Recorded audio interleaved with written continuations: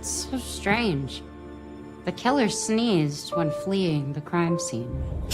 Hello, welcome back to another episode. Cinda Canning's genius notion that the murder of Bunny Folger and only murders in the building was planned was validated by additional evidence and hints. Ironically, Canning's relationship with a corrupt police officer led to this bombshell discovery, rather than the subtle indications delivered throughout the season. However, the proof of Canning's wrongdoing was there for smart viewers to infer on their own. Watch out, spoilers ahead. Cinda Canning, played by Saturday Night Live veteran and 30 Rock star Tina Fey, was a minor but important character in Season 1 of Only Murders in the Building. Canning's true crime series, All Is Not Okay in Oklahoma, promoted as the Queen of Murder podcasts, sparked a friendship between actor Charles Haddon Savage, producer Oliver Putnam, and artist Mabel Mora, and inspired them to launch their own podcast investigating the murder of their neighbor, Tim Kono. Canning met with the amateur detectives once and partially supervised them, but she was also eager to exploit her relationship with them, with a flash-forward revealing that Canning established a new podcast based on the three titled Only Murders in the Building. The central mystery of Only Murders in the Building Season 2 was set up in this flashback, as Mora, Savage, and Putnam were accused of murder and faced an incredibly elaborate frame-up. This changed the nature of the series' story, as the detectives had to dispose of planted evidence that pointed the finger of suspicion at them while trying to find the identity of the real killer. This was complicated by the revelation that Bunny's killer was a large man when all the most likely suspects until that point were women.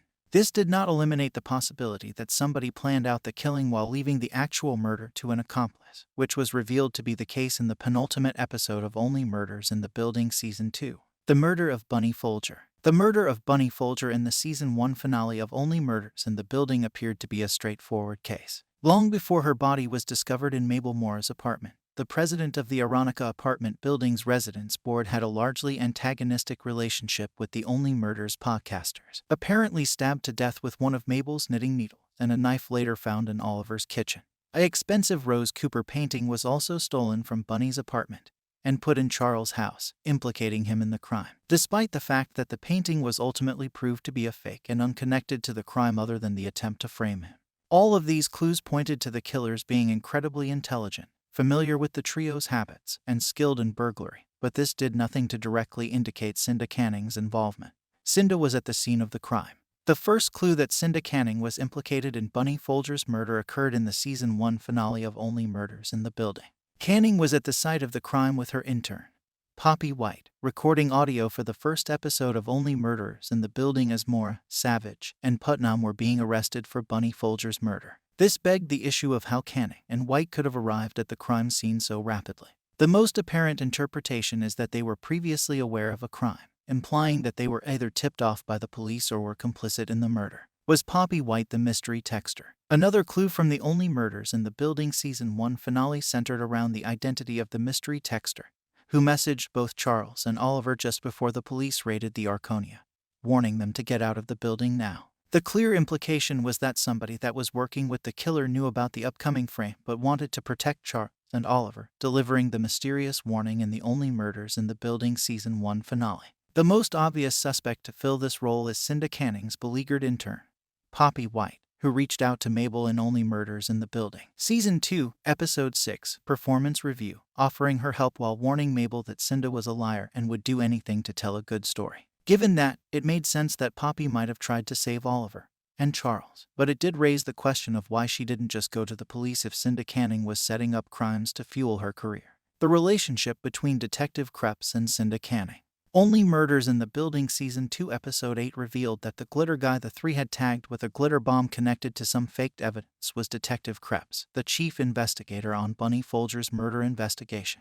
Kreps had earlier attempted to frighten the trio away from researching the murder, ostensibly to discourage amateurs from impeding his own efforts, while he weirdly appeared to retain a specific loathing for Mabel beyond all others. In Season 2, Episode 9, Sparring Partners, Mabel confronted Detective Kreps, who admitted to loathing dumb amateur bullshit podcasts and being a fan of All Is Not Okay in Oklahoma. This, coupled with his bragging about landing the smartest woman on the planet, set up the reveal that Kreps was dating Cinda Canning and had been helping her plant falsified evidence ever since they met.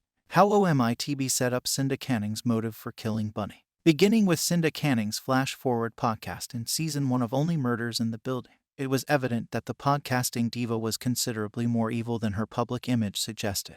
She was revealed to be harsh to her staff and to steal their work.